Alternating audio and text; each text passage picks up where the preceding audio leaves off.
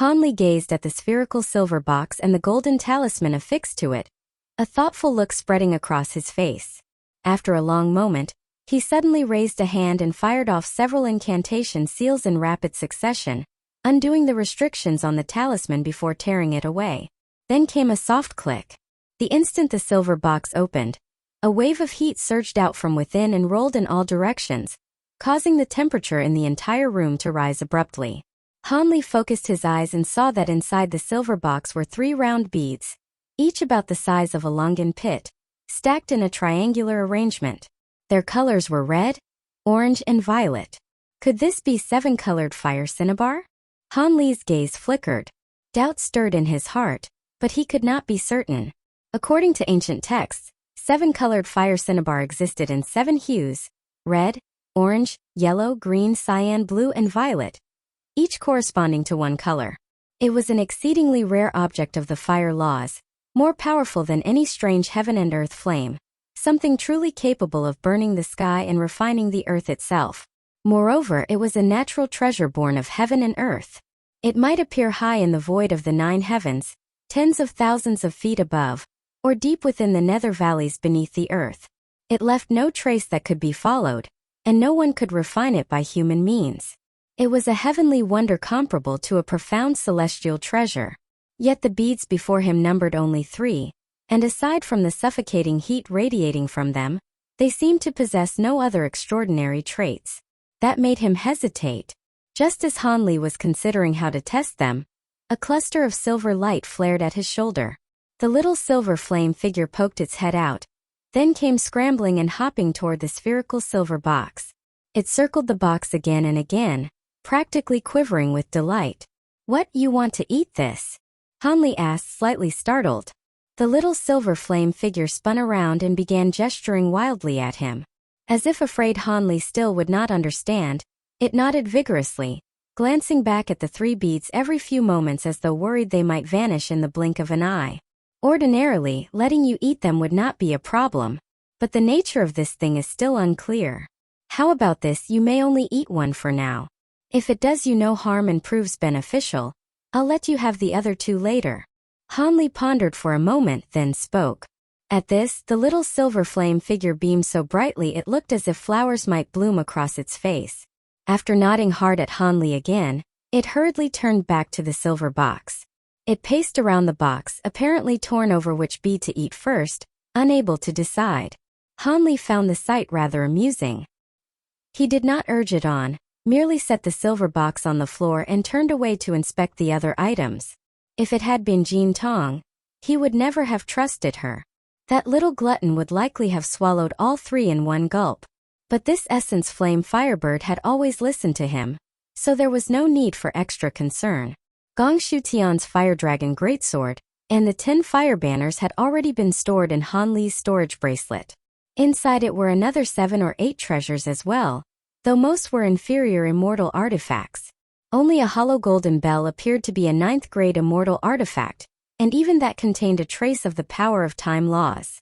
After refining it, Han Li gave it a simple test and discovered that whenever the bell vibrated, rings of golden ripples spread from its body. Anyone swept by them would find their spiritual sense falling into stagnation. If their cultivation was below the early Tai stage, or if their spiritual sense was not sufficiently strong, they could even end up completely frozen in place, as though sealed by a restriction. Still, the bell's effect was greatly reduced against those who cultivated time techniques or who had reached the mid-Tai stage and above. That likely explained why Gong Shu Tian had not used it against Han Li earlier. After sorting and storing away all the treasures, Han Li turned back to look at the essence flame firebird and found it pointing one hand at the red bead and the other at the orange bead, while staring fixedly at the violet one. It still had not made up its mind. With a helpless smile, Han Li flipped his palm, and a white talisman appeared in it. This was something he had found atop Gong Shu Tian's head. Earlier he had already sensed an unusual aura from it, something akin to the power of the soul. Now, after refining it and examining it more closely, he was delighted to discover that it was in fact an 8th grade immortal artifact used to defend against attacks on the spirit sense. The reason Gong Shu Tian had been able to block Han Li's spiritual cage attack was precisely because of this object. However, Gongshu Tian had not been able to bring out its true power. This treasure possessed a special trait. It was activated by spiritual sense, and the stronger the user's spiritual sense, the greater the talisman's might. Han Li pinched the white talisman and touched it to his glabella. A streak of white light swept over him, and the talisman merged into his sea of consciousness, transforming into a snow-white mountain peak standing within it. Lines of runes across its surface flickered alternately bright and dim, and at its center appeared a string of golden seal script characters. Spirit-suppressing mountain talisman. Then Han Li's heart stirred faintly. Golden light flashed across his palm, and a golden disc appeared there. The moment it emerged, an intense fluctuation of time law rippled through the quiet chamber. Even the little silver flame figure, which had been agonizing over which bead to choose, was drawn by it and turned to look at Han Li. But after staring for a while, it turned back and resumed its indecision over the beads. Han Li ran his hand lightly over the golden disc and found it engraved with dense, intricate runes. At its center, a golden needle continued to spin on its own. Each time it completed one full revolution, a layer of golden radiance flowed across the surface of the disc. His thoughts moved and he attempted to refine it. To his surprise, however, the object could not be refined at all. How can that be? Could it be that this treasure is of too high a grade, and ordinary refinement formulas are ineffective? He was still puzzling over it when a violent fluctuation suddenly erupted behind him. Han Li turned at once. The little silver flame figure stood there with both fists clenched, head thrown back as if letting out a hoarse, desperate cry. Blazing red light shot out from its eyes, ears, mouth and nose, striking the concealment array Han Li had set up and making it tremble violently. With a casual wave, Han Li summoned the silver box back into his hand. Only the orange and violet beads remained inside. The red one had clearly already been swallowed by the essence flame firebird. After he put the box away, a thunderous boom rang out, shaking the surrounding void, though the array he had laid down managed to hold it back. Looking toward the source of the sound, Han Li saw the little silver flame figure now spread-eagled, arms and legs thrown wide. Red light rolled wildly across its body, and its entire form began to swell at a speed visible to the naked eye, returning to the shape of a firebird. It looked as though it had put on a cloak of scarlet fire. Silver flames and crimson flames interwove around it in a dazzling display, and the waves of scorching power radiating from within were enough to make even Han Li's heart tremble. Bang! Bang! Bang! As a series of strange reports exploded in succession, the formation Han Li had previously arranged began to burst apart and collapse completely. The entire bamboo tower started to sway violently. Up on the second floor of the bamboo tower, Mo Guang was jolted awake by the heat and the violent fluctuations. His eyes snapped open and he rose from the floor, a trace of disgust flashing through them. Then his figure shot out of the tower in a long arc, as though deliberately avoiding the blazing force. Inside the quiet chamber, the walls and floor were being scorched by wave after wave of flame. Their surfaces dried out at once, and it seemed they would soon split apart under the searing heat. Han Li was alarmed. He immediately circulated his magic power, turning it into layer upon layer of green light screens that forcibly pressed the fire pouring from the essence flame firebird back into itself. At the same time, the sea of bamboo throughout the entire secret realm began to tremble, and countless bamboo leaves drifted down in sheets. Along with that, threads of spiritual energy within the bamboo grove began to flow continuously through the underground roots toward the bamboo tower. The bamboo walls inside, which had been dried and withered by the heat, started to grow moist and supple again. In the pond before the bamboo tower, the water churned as though it were boiling. All the golden lotuses swayed violently, gleaming brilliantly as they released vast quantities of white spiritual mist that wrapped itself around the entire tower. The vapors billowed thickly, hazy and indistinct. From a distance, the scene looked almost like an immortal paradise. Over at the newly built bamboo tower near the spirit herb garden, Dao Xia was also shaken out of his meditation. He stood atop the building and looked over from afar. Inside the tower, scarlet flames and silver flames wound around the essence flame firebird. The red slowly began to contract and merge, and the fluctuations of fiery power pouring from it steadily weakened. Seeing this, Han Li relaxed a little and began setting up new restrictions around it. Who knew how much time passed before the two colored flames around the essence flame firebird finally withdrew completely, condensing into a silver sphere covered in crimson patterns, floating silently in midair. As Hanli looked at the flickering red fire patterns on the sphere, joy stirred in his heart. He had truly stumbled upon a treasure this time. Those 3 beads were very likely the legendary 7-colored fire cinnabar. But judging from the firebird's current condition, it clearly would not be waking up anytime soon.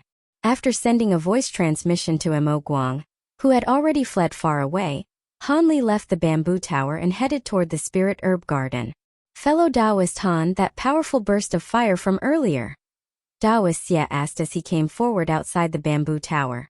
The essence flame firebird swallowed a piece of 7-colored fire cinnabar. Hanli replied plainly, making no attempt to hide it. So it was that treasure. No wonder it caused such a commotion, Taoist Xie said in surprise. Fellow Taoist Xie, here are some storage tools. I have no time to inspect them at the moment, so I'll trouble you to sort through them for me. Other than anything related to time laws, if there is something among them that suits you, feel free to take it without asking me, Hanli said with a smile. Very well. Leave it to me, Taoist Xie replied with a nod. Hanli immediately waved a hand, and a great heap of storage bracelets and storage rings appeared before Taoist Xie. Even Taoist Xie, whose expression seldom changed, raised his brow at the sight, visibly startled. Hanli chuckled inwardly. After bidding him farewell, he went to the spirit herb garden and planted all the spiritual medicines he had obtained earlier, arranging them one by one according to type. Then he deliberately chose an empty patch of ground and planted the remaining root of the 2-life tree there, watering it with some specially blended spiritual liquid. Though he knew perfectly well that the chances of reviving the tree this way were slim, he had no green liquid from the little bottle at hand, so this was all he could do for now. Worried that some unforeseen change might occur outside the secret realm, Hanli did not dare linger any longer. He waved his hand, summoned the silver light gate before him, and stepped out of the blossom branch grotto heaven. In the blink of an eye, 7 days and 7 nights passed. Hanli remained seated cross-legged on the rocky shoal, waiting. During that time, he noticed that whether it was day or night, the sky over this region was always smothered by that layer of dark clouds pressing the heavens unnaturally low. By day, 3 suns hung in the sky. By night, 6 moons lined up in a single row, and at every hour all 6 were full, never waxing or waning. Yet no matter what, the dark cloud cover never dispersed, leaving him no opportunity to try using the little bottle to condense green liquid. Sometimes at night, muffled thunder-like sounds rolled out from deep within the clouds, one after another. More than once he thought some ferocious beast was lurking there and remained on guard, only for all to stay calm and nothing whatsoever to happen. One morning a dense fog rose from the ground, making the baleful qi gathered in the area grow even thicker. While Hanli sat with his eyes closed, regulating his breath, he suddenly heard a light cough. He slowly opened his eyes and saw that Shi Chuankong had finally awakened. Supporting himself halfway upright, Shi Chuankong sat up.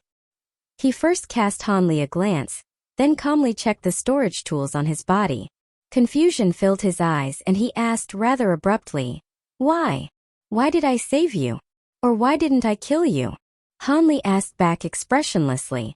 At those words, Shi Chuankong pressed hard at his brow as his memories gradually returned in full. "When I first arrived here I was attacked by something.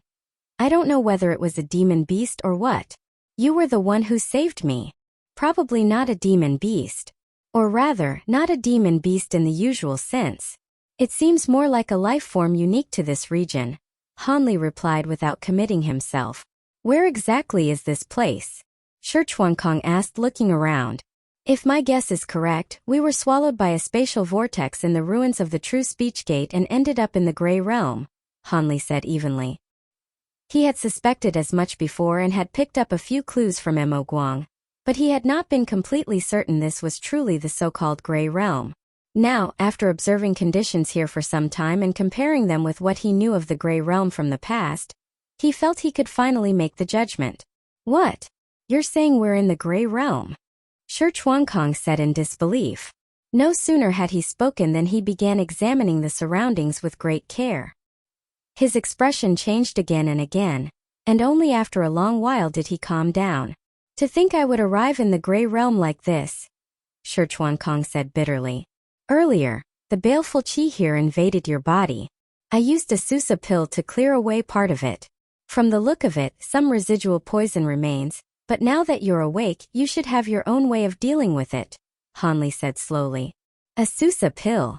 Why were you willing to use something like that to save me? From my point of view, letting that creature kill me, or killing me yourself and taking my treasures, would both have been the more profitable choice. Shi Chuankong asked, looking at Hanli. If I'm not mistaken, you're no ordinary devil race cultivator, and you have deep ties with Guangyuan House, don't you? Hanli countered. You saved me because of my status? Fellow Taoist Li, you don't strike me as that kind of person, Shi Chuankong said. He was briefly taken aback, then let out a mocking laugh. Think what you like. Right now you owe me your life. Once we return to the Immortal Realm, I want you to use the resources of Guangyuan House to the greatest extent possible, and help me search for someone. That shouldn't be difficult for you, should it? Hanli said, his eyes narrowing slightly. Shi Chuankong stared hard into Hanli's eyes. Seeing the calm frankness there with no sign of deceit, he found himself uncertain. You truly did all this just for that? He asked, still reluctant to believe it. There is no point saying more now. Once we return to the immortal domains, you'll understand. Guangyuan House is a business enterprise. I trust the word integrity means more to you than it does to me, yes? Hanli asked, arching a brow. I can agree to help you find someone. I can even agree that if you run into trouble in the future, I will do my best to help you once, Shi Chuankong said at last, finally seeming to believe him. What are your conditions? Hanli asked, one brow lifting slightly. No conditions at all. Otherwise my life, Shi Chuankong's life, would be worth far too little. Shi Chuankong replied with a faint smile curling at the corners of his mouth. Rest for a few more days. Once your injuries recover, we'll have to leave this place. First we need to determine exactly where we are, then figure out how to return to the Immortal Realm. After saying that, Hanli simply closed his eyes again. Shi Chuankong said nothing further. He merely gazed deeply at Hanli, still feeling unable to see through the man before him. Then he shook his head, flipped out a pill, swallowed it, and sat cross-legged with his eyes shut, quietly regulating his breath. A few days later, once more, the two men picked a direction and drove off together in the emerald flying carriage, leaving the rocky shoal far behind. They flew for several days. All around them the scenery remained as monotonous as ever, black and white with scarcely any change in the terrain below. Hanli stood at the front of the carriage, watching the landscape stream past on either side, his eyes flickering. Though the place looked bleak in color, it was not truly desolate. Plenty of vegetation grew across the ground, along with insects, small beasts, and even some minor strange creatures.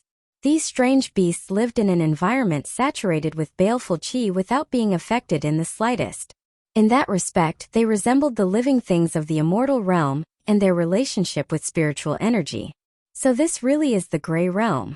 That could be troublesome, Shi Chuankong said, frowning with concern. What do you mean by that, fellow Taoist Shi? Hanli asked, glancing at him. Though I've never been to the Grey Realm, I've heard that quite a few forces here harbor hostility toward cultivators from your Immortal Realm, as well as toward devil race people like us. If our identities are discovered, the trouble could be considerable, Shi Chuankong said gravely. I've heard something similar. In that case, it would be best to disguise ourselves, Hanli said after a moment's thought. His hands formed an incantation, and he stamped down sharply on the flying carriage beneath his feet. A wave of black light poured out from his body and quickly enveloped the entire carriage. Hanli murmured a spell under his breath while his fingers moved ceaselessly through one seal after another. Strands of black light shot out and wrapped around the carriage. Every so often tiny black runes flew from them and sank into the vehicle itself. The emerald green carriage rapidly turned ash black. The green glow on its surface transformed into streaks of black light, and it began to emit waves of baleful qi. I never imagined fellow Taoist Li was so accomplished in the art of refinement as well. In the blink of an eye you've completely transformed this carriage, Shi Chuankong said in admiration. It's only a bit of camouflage. Changing the carriage is easy enough. Altering the aura on our bodies will be much harder, Han Li said, giving Shi Chuankong a look. With the baleful qi wrapped around his own body, and with Mo Guang in his possession, Han Li could pass as a gray immortal without much trouble. The key question was whether Shi Chuankong could do the same. You needn't worry about me, fellow Taoist Li. I have my own methods, Shi Chuankong said with a faint smile. Han Li nodded and said no more, continuing to guide the carriage forward. Shi Chuankong lowered his head in thought. After a moment he waved a hand, and a white pearl the size of a thumb appeared in his palm. He formed an incantation with his fingers and pointed at it. At once the pearl released streams of white light, and a white vortex emerged inside it, spinning rapidly. The baleful qi in the surrounding air immediately came rolling toward it. Soon the white vortex inside the pearl turned gray, and the light it gave off changed to gray radiance as well. Watching this, Han Li's eyes showed a trace of surprise. He glanced at the pearl once, then quickly looked away and focused on steering the carriage. After they flew onward for another half day, the terrain below finally began to change. The ground leveled out and great stretches of seedling-like plants, more than a man's height tall, covered the earth. They were dark gray in color, making the land look much like a grassland. When the wind swept over it, the gray plants rolled in waves like the sea, a magnificent sight. After they continued a while longer, Han Li's brow suddenly twitched. With a wave of his hand seal, the carriage stopped at once. His gaze turned toward the left front. Shi Chuankong looked there as well. About 1,000 miles away, a long winding caravan was making its way forward. At the front were more than a dozen large wagons pulled by giant beast creatures resembling rhinoceroses. Around the wagons moved one tall figure after another, numbering 3,000 to 4,000 in total. These figures had humanoid lower bodies, but their heads were those of lizard beasts, and their skin was covered with gray scales. At the very rear of the caravan was a herd of strange gray beasts resembling elk, with coral-like antlers on their heads that glimmered faintly. Their number exceeded 10,000, and they were being driven slowly forward. The whole procession looked very much like one of those nomadic tribes that migrate with the grasslands. These lizard people were clearly intelligent beings, and their auras were fairly powerful. One of them had even reached the Mahayana level, and the aura within his body was likewise surging with baleful qi. Han Li and Shi Chuankong exchanged a glance, and delight appeared in both their eyes. At last they would be able to learn what was going on here. Han Li flipped his hand and put away the flying carriage. Gray light flickered over his body as great masses of gray mist poured out from within him, and in the space of a breath his entire aura changed drastically. Baleful qi rolled from him in waves, and his eyes turned into a hazy gray. Shi Chuankong saw Han Li transform into what seemed an entirely different person in an instant. His aura now looked almost exactly like the gray immortals who had appeared earlier in the ruins of the True Speech Gate, and inwardly he was shocked. Still, he also flipped out that pearl and swallowed it. Immediately threads of gray qi surged out from his body as well. His entire person changed, radiating a cold and eerie feeling, and his eyes turned gray. Shi Chuankong's transformation was not as flawless as Han Li's, but it still captured 6 or 7/10 of the effect. Once they had both completed their disguises, they were just about to fly over when a rumbling explosion suddenly came from ahead. "Looks like our luck is good," Han Li said with a slight lift of his brow and a light laugh. Before his words had fully fallen, his figure shot forward and vanished in a blur. Shi Chuankong's eyes also brightened a little. He immediately turned into a streak of gray light and followed close behind Han Li as they tore through the air. The lizard people's caravan had fallen into chaos. The cause was 7 gray monster birds that had flown in from deep within the grassland. Each bird was over 30 feet long and shaped like a gigantic bat. Not a single feather covered their bodies. Their heads resembled dragon heads, and jagged fangs gleamed coldly in their mouths. A pair of black talons grew from their lower limbs, each one several feet long, looking like black swords sharp enough to strike fear into the heart. Excitement blazed across the faces of the monster birds. Cackling harshly, they stretched out their claws and swooped toward the herd of elk-like beasts at the rear of the caravan. "How dare you, beasts!" A cold shout rang out from one of the large wagons at the front. A gray figure shot out from it, another lizard beast man. This one was much larger than the rest. His head was round, and his features had already become rather refined, making him look far more human, though scales still covered his cheeks. The aura pouring from him was immense, already at the Mahayana level. He raised a hand and swept it through the air. A dazzling streak of gray light shot out, revealing itself as a gray bone sword that pierced toward one of the monster birds like a rainbow. The bird was startled and immediately flapped its wings to dodge, but it could not evade completely. A long gash was torn across its lower belly, and gray blood gushed out as it let out a hoarse scream. Whoosh, whoosh, whoosh. 3 more figures flew out from the other wagons, each radiating an aura at the body integration stage. They sent various bone treasures flying at the other gray monster birds. The birds shrieked savagely in reply. Opening their mouths wide, they spat out streams of gray wind blades toward the lizard clansmen. At the same time, black light blazed from their talons as they clawed directly at the bone treasures. The two sides quickly fell into battle, and thunderous explosions rang through the air. Below, the tribe sank into even greater confusion. The gray antlered deer scattered in terror, while the other lizard clansmen hurried in all directions, struggling to drive the herds away from the battlefield.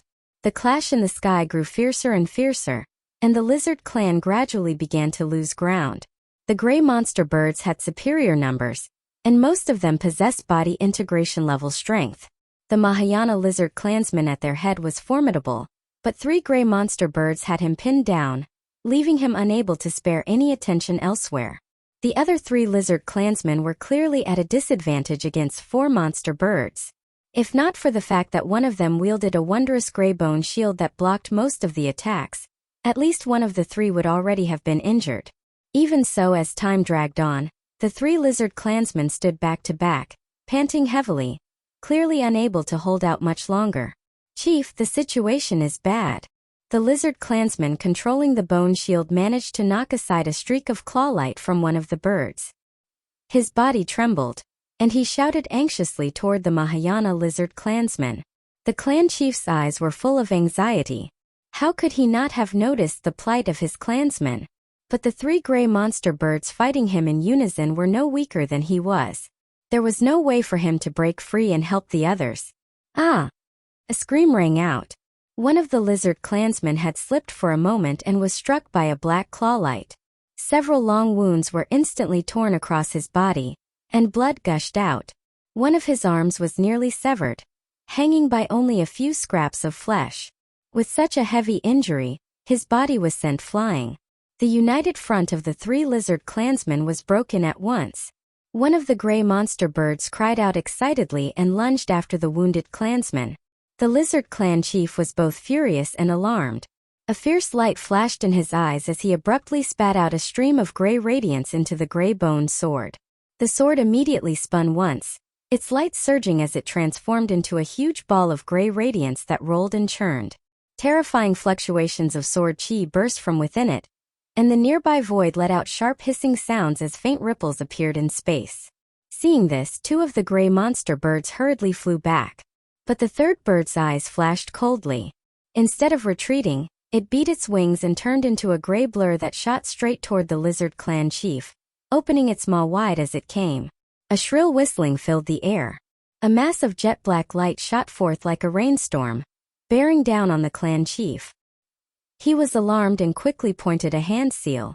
The gray ball of light exploded outward, and countless fine gray sword rays shot out in every direction, instantly covering a radius of several hundred feet. A shrill, miserable cry rang out and then abruptly ceased. A ruined corpse fell from the sky. It was the gray monster bird. Its entire body had been pierced through with countless sword holes, leaving hardly a single intact patch. Its aura had completely vanished. But the clan chief himself staggered backward. Dense black pinpricks had appeared across the left half of his body, and threads of black chi spread from them, creeping outward to the rest of him. Before he could tend to his injuries, 2 gray blurs pounced at him like lightning. They were the 2 gray monster birds that had dodged away earlier. The clan chief was horrified. He tried desperately to muster the baleful essence in his body, but half his body had gone numb, and even the circulation of that essence was badly impaired. He could summon very little at all, and his face changed drastically. The two gray shapes flashed forward and were upon him in an instant. For jet-black talons slashed down with overwhelming speed. Everyone watching from nearby turned pale in terror. If the clan chief met disaster here, it would mean calamity for the entire tribe. But at that most critical of moments, a streak of gray light descended from the sky. With a wet sound, it pierced straight through both gray monster birds with effortless ease. In the next instant the gray light flared brilliantly, scattering countless tiny gray rays before twisting violently. The two monster birds were instantly shredded into minced flesh. They did not even have time to let out a single scream. Almost at the same moment, a flash of black light appeared above the other three lizard clansmen. A black flying sword emerged out of nowhere, releasing torrents of black swordlight that wrapped around the 5 gray monster birds at once. The black swordlight flashed. All 5 birds were chopped into several pieces, left utterly lifeless. The 4 lizard clansmen were stunned into place. At that very moment the air shifted, and 2 figures appeared in midair, descending slowly. It was Han Li and Shi Chuankong. When the lizard clan chief saw their forms and faces clearly, his expression changed at once, and he hurried forward. Many thanks to the 2 exalted immortals for intervening and saving our gray lizard clan, the chief said with the utmost respect, bowing deeply. The other 3 gray lizard clansmen also flew over, bent their bodies in thanks, and looked at the 2 men with eyes full of reverence and awe. It was no more than a small effort. There is no need for such ceremony. Rise, Han Li said lightly after exchanging a glance with Shi Chuankong. Only then did the gray lizard chief and the others stand. They remained respectfully to one side, silent, as though waiting to receive instruction. We too were wandering through these lands. Some days ago we encountered a great storm and lost our way. May I ask what place this is? Han Li said, carefully choosing his words, though inwardly he found their manner rather strange. A few days earlier they truly had run into a rather severe gray storm. Even with their strength it had taken some effort to break free of it. Honored immortals. This is the northwestern part of the 6th moon grassland. The storm you encountered was likely the local gray tide. The gray lizard chief replied respectfully. The gray tide. So that is what it was, Han Li murmured. You 2 exalted immortals must be weary from travel. If you do not mind our humble accommodations, would you care to visit our gray lizard tribe and rest for a short while? Our tribe may be small, but the white velvet tea we produce is quite distinctive, the chief said cautiously after glancing at the pair and noticing the dust of travel upon them. Very well, Han Li said. They had been hoping to make contact with the gray lizard tribe and learn more about the gray realm, so naturally they would not refuse. This way, honored immortals. The chief was overjoyed and quickly led the way down. When the gray lizard tribespeople on the ground saw Han Li and Shi Chuankong, their faces too filled with reverence, and they all prostrated themselves, bowing respectfully. Han Li found the sight increasingly strange. Though he and Shi Chuankong were strong cultivators, these gray lizards seemed almost excessively respectful. It felt less like common courtesy and more like beggars suddenly standing before an emperor. Even so, Han Li let none of his thoughts show on his face. The gray deer herd behind the convoy was still running in all directions from fright and had not yet been fully brought under control, so the caravan still looked rather chaotic. Hurry and get those antlered deer under control. Do not let the 2 exalted immortals laugh at us. Pass the word, today we make camp here. The gray lizard chief barked, his face darkening. Yes. A gray lizard clansman at the body integration stage immediately answered and flew off toward the herd. Exalted immortals, please take the seats of honor in the tent, the chief said as he led Han Li and Shi Chuankong to the very first wagon. The wagon was enormous, over 100 feet long and 20 to 30 feet wide, almost as large as a small plaza. More than a dozen spacious tents had been erected atop it. A ring of gray-black runes had been inscribed along the bottom and edges of the wagon, forming a formation array. As it hummed in operation, it continuously sprayed streams of gray cloud downward, faintly lifting the entire vehicle. When Han Li landed atop the wagon, he felt as if he were standing upon floating clouds, weightless and soft beneath his feet. He could not help nodding inwardly. No wonder a wagon of such immense size could be pulled so easily by a single rhinoceros-like beast. The gray lizard chief led the 2 men to the largest tent. Han Li did not decline and entered first, led the two men to the largest tent. Han Li did not decline and entered first. Shi Chuankong followed behind him. He knew his own disguise was not perfect, so he preferred not to draw too much attention. Han Li could handle matters on their behalf. He felt no dissatisfaction with that arrangement. The tent's interior was spacious, divided into front and back sections. The front resembled a receiving room. A long table stood in the center, with soft beast-hide cushions arranged on either side. The back portion seemed to be a sleeping chamber, separated from the front by a heavy curtain. Whatever material the tent was made from, the moment they stepped inside, every sound from outside vanished completely. "Honored immortals, please take the upper seats," said the Grey Lizard Chief, inviting Han Li and Shi Chuankong to sit on the main side of the long table while he himself remained to one side in attendance. At that moment, a Grey Lizard attendant entered carrying 3 antler-shaped cups filled with white tea. Wisps of white vapor rose from them, releasing a faint, pleasant fragrance. This white velvet tea is made from the antlers of our Grey Lizard tribe's special coral antler deer, together with deer milk and more than a dozen other ingredients. It has some small effect in improving cultivation. Of course, with the exalted immortal's level of cultivation, such tea can hardly be of use. But the flavor is quite good. "I hope the two of you will taste it," the chief said ingratiatingly. "It truly is not bad," Han Li said, lifting the cup and taking a sip with a nod. In truth, after the tea entered his mouth, he did not swallow it.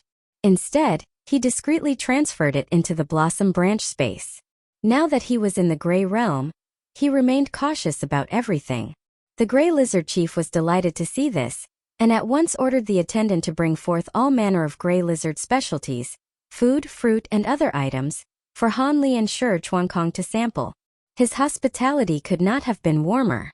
"Many thanks for your hospitality, chieftain, but the two of us did not come here to sample the delicacies of your Grey Lizard tribe."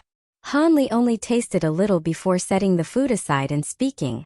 The Grey Lizard chieftain froze for a moment, then hurriedly said, "If the immortals have any instructions, please speak freely. Does your tribe have any maps of this region, or records concerning the June Prairie?" Han Li asked directly. "We do. Please wait a moment, honored immortals. I will have people organize them and bring them at once." The chieftain immediately rose to his feet and was about to head out. "There is no need to sort them.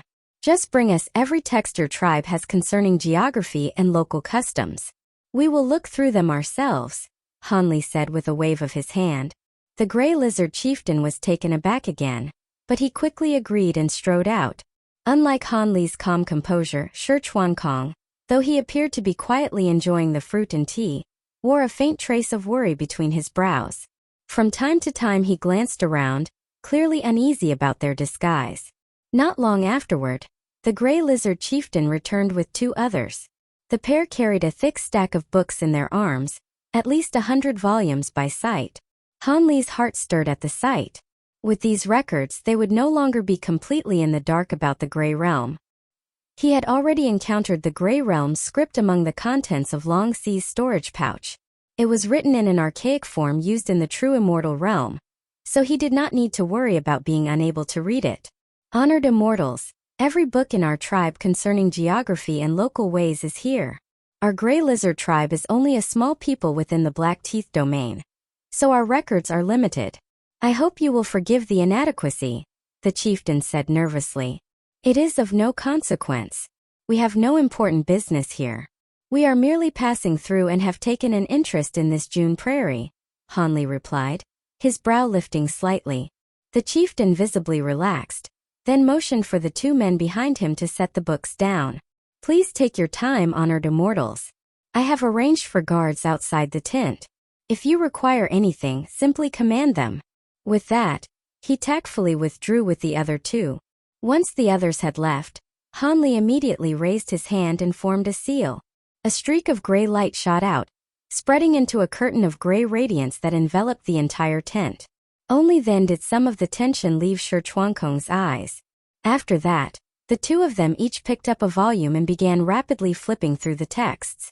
Though there were more than 100 books, Han Li and Shi Chuankong possessed extraordinary cultivation and memory. It did not take them long to finish them all and gain some understanding of their current location. This was indeed the Grey Realm. But like the true Immortal Realm, the Grey Realm was boundless, and the books did not clearly state where exactly they now were within it. The Grey Lizard tribe was only a small clan that had lived for generations on the June Prairie, so the content of their books was limited. Most of it concerned the prairie itself.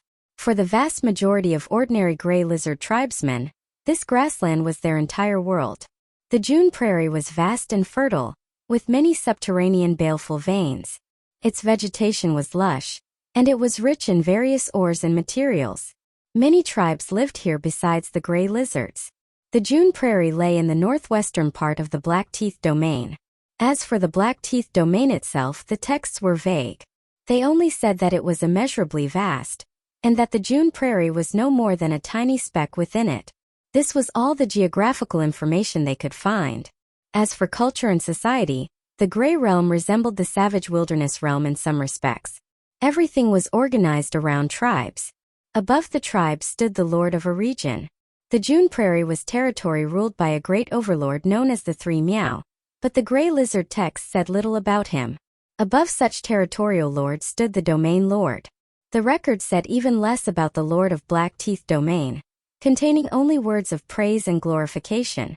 Hanli looked at one of the books in his hand, his gaze flickering. Though those lines of praise revealed no specific details, based on his experience and judgment, he could vaguely infer that this Domain Lord possessed exceptionally high cultivation, likely no weaker than the Great Encompassment stage. For the Grey Realm to stand in opposition to the true Immortal Realm, its strength cannot be weak, Shi Chuankong said as he set down his book, worry in his voice. We are safe enough now in some out-of-the-way place like the June Prairie, but if we go somewhere more prosperous, our identities may not remain hidden. In that case, let us stay with the Grey Lizard tribe for now, Hanli said after a brief silence. We can conceal our identities and learn more about the Grey Realm at the same time. That seems our only choice, Shi Chuankong said with a nod. The two discussed matters a while longer. Then Hanli formed a seal and withdrew the restriction around them before calling out, "Someone there. Honored immortals, what are your orders?" A tall Grey Lizard man entered, dropped to his knees at once, and spoke in a tone full of reverence and fear, his voice trembling slightly. Among the races of the Grey Realm there was a strict hierarchy. The Grey Lizard tribe counted as a lowly race, while higher races took on increasingly human-like forms. That was why the Grey Lizards had reacted with such awe upon seeing Hanli and Shi Chuankong. "We have something to discuss with your chieftain. Go summon him," Hanli said coldly, his tone close to a command. He had no intention of correcting the Grey Lizards' misunderstanding.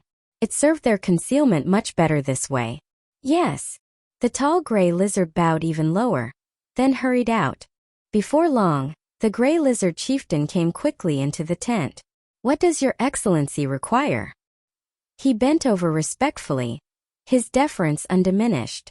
"There is no need to be so formal, chieftain. We are guests in your tribe. Speaking of which, I have not yet asked your name." Hanli put down the book in his hand. Though his words were polite, his expression was far colder than before. He had been somewhat too mild with this chieftain earlier, which did not quite suit the identity he now wished to project. From here on, he would need to correct that gradually. "This humble one is called Xian," the chieftain replied. Seeing Hanli's expression, he felt his heart tighten and became even more respectful. "So you are Chieftain Xian. I did not call you here for anything major. I noticed that your entire tribe is on the move. Are you heading to attend the Temuta assembly?" Hanli asked slowly.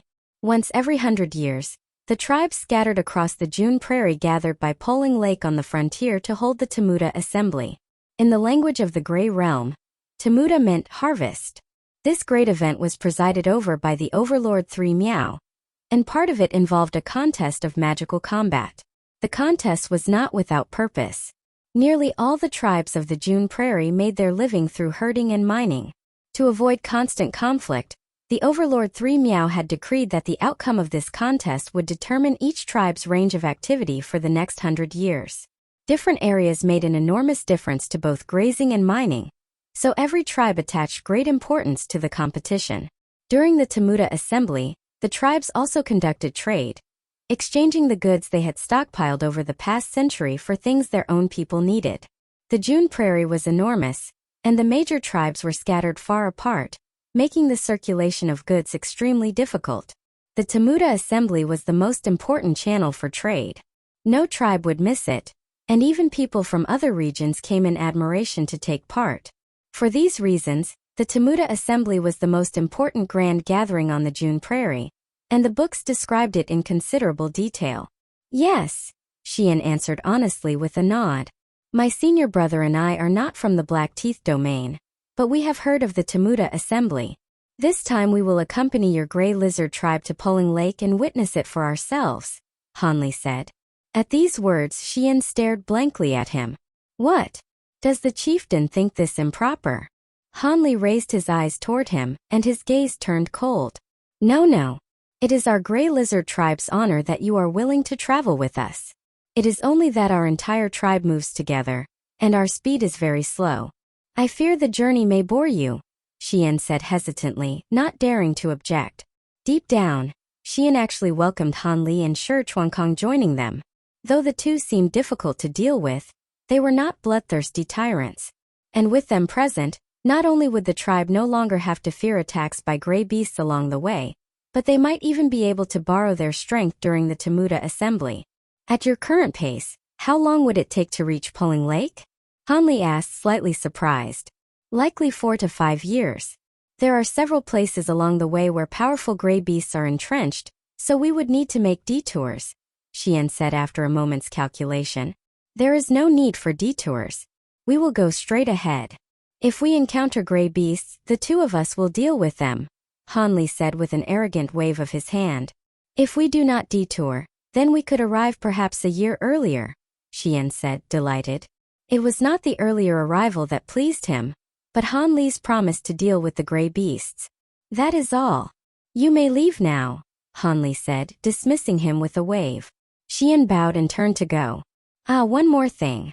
If your tribe has any other books or records of any kind, bring all of them here as well. They may help us pass the time, Han Li added, as though only just remembering it. Of course. I will have them all delivered immediately, Xian said, startled again, and quickly departed. Once Xian had gone, the aloof pride vanished at once from Han Li's face, and he returned to his usual self. I did not expect fellow Taoist Li to have such acting skill. Impressive, Shi Chuankong said with a laugh as he watched Han Li's face change like a flipped page. When you have seen enough of human treachery and enough struggles between life and death, so long as you survive, you naturally become better at such things, Han Li said evenly. It seems fellow Taoist Li has quite a story. In any case, the Temuta Assembly should be a real chance to see the Grey Realm, Shi Chuankong said, putting aside the joke. Yes. Let us hope we gain something from it, Han Li said, gazing into the distance. Not long after, Chieftain Xian returned with his people and delivered nearly 1,000 texts, along with some jade slips and similar objects. The books were by far the majority. Jade slips seemed comparatively rare. Apparently few in the Gray Lizard tribe enjoyed reading. These books had not been kept well. Many were covered in dust and quite a few were damaged. Xian was deeply ashamed of this and apologized repeatedly, but Han Li and Shi Chuankong paid no mind to such trivialities and soon sent him away. The texts covered an extremely wide range of subjects, which suited the two of them well, as they wished to understand the Grey Realm from every possible angle. Nothing happened that night. The next day, the Gray Lizard tribe resumed its journey, though with a slight adjustment in direction. Han Li and Shi Chuankong remained inside the chieftain's great tent the entire time, never stepping outside. They maintained the distant bearing of high nobility while carefully studying the texts. The two of them were like sponges, madly absorbing every scrap of information about the Grey Realm. Time flew. In the blink of an eye, more than 3 years had passed. After a long journey, the Gray Lizard tribe finally reached its destination, Poling Lake. Poling Lake lay in the central region of the June Prairie. It was immense, stretching tens of thousands of li, and it took its name from a special crystal produced within its waters, the Poling Stone. So this is Poling Lake, Han Li said as he and Shi Chuankong stood inside the great tent, looking out at the enormous lake ahead. The water of the lake was extraordinarily clear. A few scattered white birds drifted slowly across it. As the breeze passed over, ripples rose and fell across the surface. Hanli drew in a deep breath. Apart from its somewhat monotonous coloring, the scenery of Poling Lake gave one a rare feeling of openness and ease. It looked very much like some of the broad lakes of the Immortal Realm. Wave after wave of moist air washed over them, refreshing the spirit at once. On a vast stretch of flat ground south of the lake, crowds had already gathered. Though there was still some time before the Temuta assembly officially began, most of the tribes had already arrived. A white cloud suddenly streaked over and halted in front of the gray lizard tribe. Several figures in white robes stood atop it. They all had human bodies and bird heads, their bright eyes glinting with crystalline light. The white robes they wore were of exceptional material, embroidered with various patterns that shimmered brilliantly. Compared with the dress of the gray lizard people, they were superior by far more than a mere tenfold. At the front stood a tall young man whose aura was immense, already at the level of a true immortal. There were no feathers on his face. His cheeks were smooth, and his features already resembled those of a human, save for a somewhat long nose and deep-set eyes that gave him a cold and haughty air. "Are you the gray lizard tribe?" the tall young man asked, sweeping his gaze over them with unmistakable condescension. "I am Xian of the gray lizard tribe." "Greetings, Envoy Miao," Xian said, hurrying forward and bowing deeply. He clearly knew the man. "Shifeng, who is that?" Hanli asked a gray lizard tribesman standing outside the tent. This man was one of the gray lizard tribe's integration stage elders. By order of Chieftain Xian, he had been assigned to attend Hanli and Shichuankong and explain the details of the assembly to them. Reporting to the honored immortals, his name is Miao Kuei. He is one of the law enforcement envoys under Lord 3 Miao, Elder Shifeng said respectfully. So he is one of 3 Miao's men. No wonder he puts on such an impressive display, Hanli said with a faint smile, unconcerned. There are only 2 months left before the Temuta assembly, and yet your gray lizard tribe has arrived quite early. Most of the good spots at the venue have already been taken by other tribes, the tall young man said indifferently after glancing at Xian. What? Only 2 months? But by the usual custom, there should still be at least a year before the assembly begins, Xian exclaimed, his face changing. To preserve order during the Temuta assembly, each tribe's camping area and position in the trading grounds were assigned in advance, one by one. While the camp location mattered little, the position of one's trading area could greatly affect business. The Lord has ordered that this assembly be held earlier. What is it? Do his commands need your approval? The tall young man sneered. I would not dare. I misspoke. Please do not take offense, Envoy Miao. This is merely a small token. I ask only that you arrange a somewhat better position for our gray lizard tribe, Xian said hastily in apology. As he spoke, he stepped forward, took out a small black pouch, and slipped it into the young man's hand. The young man swept the pouch with his spiritual sense, and only then did his expression soften somewhat. The good places are already all occupied. Very well. Area 22 is still unused. Your gray lizard tribe may have that one. He took out a white jade token and tossed it to Xian. Many thanks, Envoy, Xian said, relaxing slightly as he caught it and bowed with a smile. The young man waved his hand. The white cloud blazed with light and whistled away. Xian watched them leave, let out a quiet sigh, and then led the gray lizard tribe onward in another direction, soon arriving at their designated camping place. It was not too far back, but it was by no means a good location. Tribe after tribe was lined up ahead of them, and the gray lizard's position was exceedingly inconspicuous. Inside the tent, Hanli and Shichuankong looked out toward the surrounding tribes. The many tribes gathered here differed greatly in form, opening the eyes of both men. There were already 20 or 30 tribes present, and the tribes nearby were all rather large. Whether in numbers or in the strength of their experts, they far surpassed the gray lizard tribe. Most of them had true immortal cultivators among them. By comparison, the gray lizard tribe was much weaker. Hanli only smiled faintly and paid it no mind. His gaze shifted toward another vast open area near the lake. That place too had been divided into sectors, each filled with stalls displaying all manner of goods. It was clearly the market where the tribes bought and sold their wares. Countless figures moved through it, and the place was lively beyond measure. Han Li's eyes lit up, and Shi Chuankong turned to look there as well. The gray lizard procession suddenly halted. Another group had appeared ahead and blocked the road. Well, if it isn't Chieftain Xian. It's been over a century, and your gray lizard tribe still has only this handful of people. Seems you haven't developed at all. The once mighty gray lizard tribe has truly fallen into a miserable state. What a sight! Tisk? Came a harsh voice as a hideous middle-aged man with scales on his face stepped out of the group ahead. His cheeks were gaunt and sunken, his nose flat, and his narrow eyes made him look extraordinarily ugly. Ugly though he was, his cultivation had already reached the true immortal stage. Though only at the early true immortal level, he was stronger than anyone in the entire gray lizard tribe.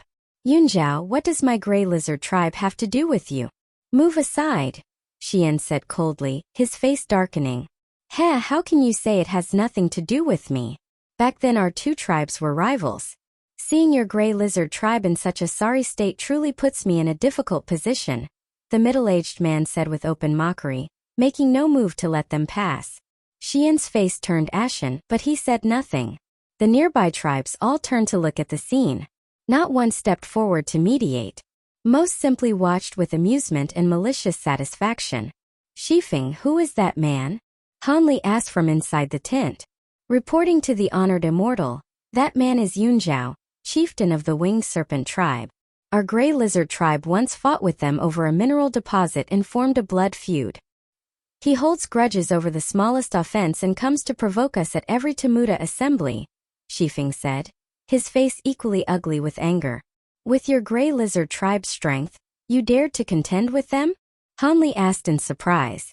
Well, to be honest, Chieftain Xian himself was once at the true immortal stage, and our tribe also had 2 Mahayana elders. But several hundred years ago, we were attacked by an exceptionally powerful gray beast at the true immortal level. The 2 Mahayana elders died, and the chieftain was gravely injured. Though he survived, his strength was greatly damaged, and he fell back to the Mahayana stage. Otherwise, how could our gray lizard tribe have fallen to our present state? Shifeng said, flushing red as he explained. I see, Han Li said with a slight nod. While Han Li spoke with Shifeng, the winged serpent chieftain still stood in their path, making no move to yield. Yunjiao, I have no interest in wasting words with you today. The Temuda assembly is being held under the authority of Lord 3 Miao. You deliberately block our way and prevent our tribe from entering. Are you saying you do not take Lord 3 Miao's orders seriously? Xian drew a deep breath and said slowly. How could Chieftain Xian say such a thing? I would never dare disobey Lord 3 Miao. I merely saw an old acquaintance and came to greet him. Why must Chieftain Xian keep me at such a distance? Or are you perhaps afraid of little old me? Yunjiao said. At the mention of Lord 3 Miao, his expression tightened for a moment, but he soon burst into laughter. The surrounding spectators also laughed loudly, pointing at the gray lizard tribe. You! Xian was flushed with rage and humiliation. Every member of the gray lizard tribe wore a miserable expression. Han Li's face darkened slightly as he watched. Inside the tent, Shifeng's face was iron blue. His entire body trembled with anger. Suddenly he turned and bowed deeply to Han Li. Honored immortal, this winged serpent tribe has gone too far. Would you be willing to intervene? Han Li glanced at him and then turned and walked deeper into the tent. Shifeng's face instantly went pale. If Han Li would not intervene, then the gray lizard tribe would lose all face today. Xian, hurry and arrange everything. I have no time to sit here while you waste it quarreling with ridiculous people, Han Li said as he sat down inside the tent. His voice was not loud, but it rolled through the surroundings like thunder, drawing every gaze toward it. Hearing those words, some of the more knowledgeable among the nearby crowd immediately dropped their mocking expressions. Yunjiao frowned as well. Upon hearing Han Li's reproach, Xian was overjoyed. He turned toward the great tent and bowed. Yes. Rest assured, honored immortal. Yunjiao, move aside. I have matters to attend to and no time to trade words with you here, Xian said, turning back toward him. His bearing and tone were completely different from before. Oh? backed by someone, and suddenly you grow a spine. A most loyal dog indeed. What sort of person have you invited? Why not have him come out and let us all see what he is really worth? Yunzhao's eyes flickered for a moment, but he soon sneered again toward the tent. Some of the sharper onlookers inwardly cursed him for his slyness and shamelessness. He was clearly trying to drag everyone else into the matter. Just as Yunzhao's words fell, a calm voice suddenly drifted out from the gray lizard great tent. If you do not wish to die, move aside. The voice was not loud, nor did it carry any emotion, but it was filled with unquestionable authority. The previously noisy scene went abruptly silent. Every eye was first drawn to the tent, then shifted toward Yunzhao. Yunzhao's pupils contracted. He stared fixedly toward the gray lizard tent, his face unreadable. For a moment the atmosphere grew unexpectedly heavy.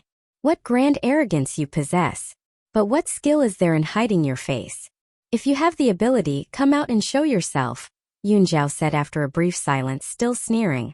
Before he had even finished speaking, a streak of gray light shot out from the tent. In an instant it crossed the distance, appeared before Yunzhao, and transformed into a gray swordlight that struck downward. Yunzhao's face changed dramatically. With a roar, black light flared across his body, instantly turning into countless black flames that wrapped around him as protection. Within the black fire appeared innumerable twisted human faces, shrieking miserably. But at that very moment, the gray swordlight descended without mercy. Then with a blur, it split into 9 identical swordlights that slashed down from every direction. The black flames shattered the moment they touched the swordlight, utterly unable to offer any defense. Ah! Yunzhao was terrified. He opened his mouth and a flash of black light appeared within it. But before he could spit out whatever it was, the 9 swordlights had already pierced through his body. With a scream, Yunzhao was left with 9 bloody holes in him and toppled backward to the ground. The 9 swordlights flashed once and vanished into nothingness, as if they had never existed at all. A deathly silence fell over the entire area. Everyone nearby stood dumbstruck, mouths hanging open as they stared at the scene, unable for a moment to process what they had just seen. After all, in their minds, Yunzhao, an early true immortal, was an immensely powerful being, a true immortal in every sense. Yet he had been struck down in a single exchange, without even the slightest ability to fight back. Just how powerful, then, was the person who had attacked? They could not imagine it and did not dare to. The shock in their hearts was easy to imagine. From that moment on, the way everyone looked at the Grey Lizard tribe changed completely. As for the Grey Lizards themselves, including Chieftain Xian, after a brief moment of stunned silence, they were filled with both amazement and joy. Looking at the fallen Yunzhao, they felt a fierce sense of vindication. Xian, stop wasting time. Make camp at once. The same cold voice came again from the tent. Yes. Xian cried joyfully, replying at once with a wave of his hand. Every Grey Lizard tribesman was flushed red with excitement as the procession moved forward again. The Winged Serpent tribe hurriedly got out of the way. 2 Mahayana elders picked up Yunzhao from the ground and retreated to the side. The nearby true immortal experts from the other tribes all looked toward that great tent as well, their faces showing awe. That sword strike had been as swift as lightning and terrifying in power. None of them believed they could have withstood it. Who dares cause trouble and fight here? At that very moment, an angry roar exploded like thunder. A flash of white light appeared in midair, and several figures materialized. They were the same people from Lord Three Miao's entourage, and the one shouting was Miao Kuei. This time, however, there was an additional figure beside him, a young woman in white robes. She wore a multicolored phoenix crown. Her facial features were almost no different from those of a human woman, with not the slightest trace of an alien race. Even among human women, she would have counted as a rare beauty. Yet her expression was extremely calm, giving others a sense that she was difficult to approach. When Xian saw them appear, his expression changed at once. To preserve order at the Temuda assembly, private fighting was forbidden during the gathering. Even so, the tribes of the June Prairie were hot-blooded and warlike by nature, and minor disputes still broke out from time to time. Normally, as long as no one died, the people of Lord Three Miao would turn a blind eye. So why had they appeared now? Envoy Miao, this matter truly arose from unavoidable circumstances. Xian hurried forward. Xian, your gray lizard tribe has only just arrived here. And already you are causing trouble.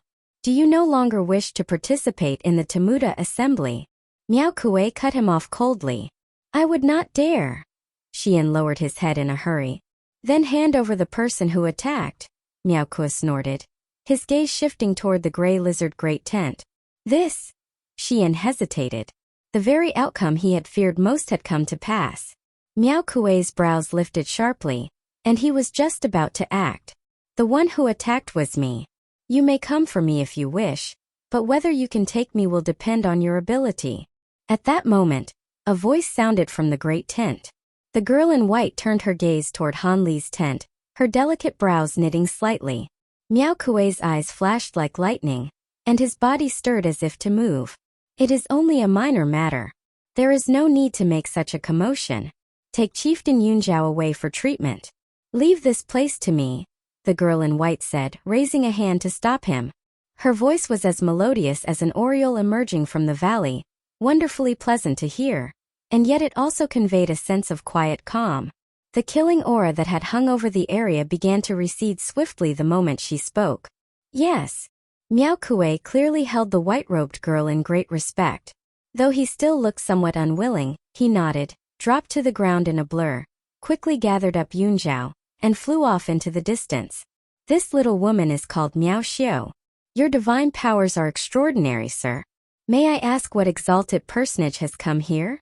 Might you grant me the honor of a meeting?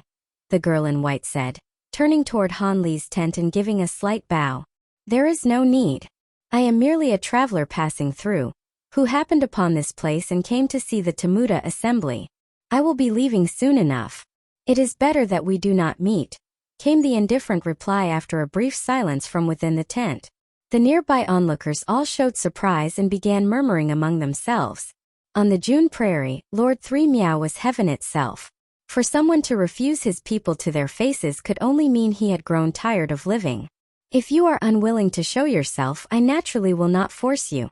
However, the Temuda assembly is the grand event of our June prairie. I ask that you restrain your conduct. The tolerance of our Three Miao territory also has its limits. I ask that you respect yourself accordingly, Miao Xiao said. Her face remained as still as water, neither pleased nor angered. Then she turned and transformed into a streak of white light that flew away into the distance. As Miao Xiao departed, the nearby tribes that had gathered to watch also gradually dispersed, but the way they looked at the gray lizard tribe was now utterly different from before. Only then did the heart Xian had been holding in his throat slowly settle back down, and he immediately led the gray lizard tribe onward.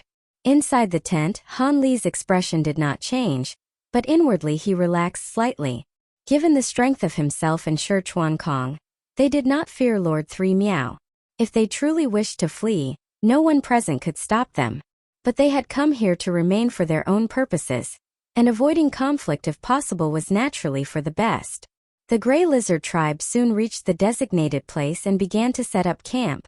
Not long after, Xian entered Han Li's tent, bowed deeply with gratitude written all over his face, and said solemnly, "Many thanks, honored immortal, for intervening and sparing our gray lizard tribe from humiliation.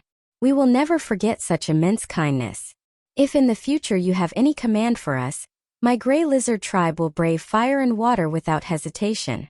Shifeng, who was also in the tent, knelt down in gratitude as well. "Chieftain Xian, you are too polite. Rise," Han Li said with a wave of his hand. Xian thanked him again before standing. The gray lizard tribe had suffered oppression more times than they could count. Today they had finally vented a long-held grievance, and the morale of the entire tribe surged. Yunjiao had always preyed upon the weak while fearing the strong. Now that he had suffered such a heavy wound, he would surely not dare bully the gray lizard so freely again. Life for the tribe would likely become much easier. "May I ask whether the two honored immortals have any business to attend to at this Temuda assembly? I would gladly take care of it on your behalf," Xian said eagerly. "We are only here to observe. There is no need for your assistance. You may all leave," Han Li said, waving a hand. "Yes." Neither Xian nor Shifeng dared disobey, and they quickly withdrew. As soon as the two had left, Hanli immediately took out a black robe and put it on. Then he produced a conical hat-like magical artifact and placed it on his head, concealing himself from head to toe. Shi Chuankong also made some slight adjustments to his appearance, hiding his figure. The earlier confrontation had only been a minor interlude. Their real purpose in coming to the Temuda assembly was to gather intelligence about the Grey Realm. Moving openly in human form would be inconvenient, so it was better to conceal themselves. There were already many people in the market area wearing disguises or hiding their identities, so they would not stand out. The two exchanged a glance. Their figures swayed slightly and turned into two black shadows that sank into the ground and vanished. In the next instant they appeared near the trading area. Seen from afar, the place had not looked especially distinct, but up close the market was enormous, covering a radius of dozens of li. It was divided into districts, with many small paths arranged in looping grid-like patterns.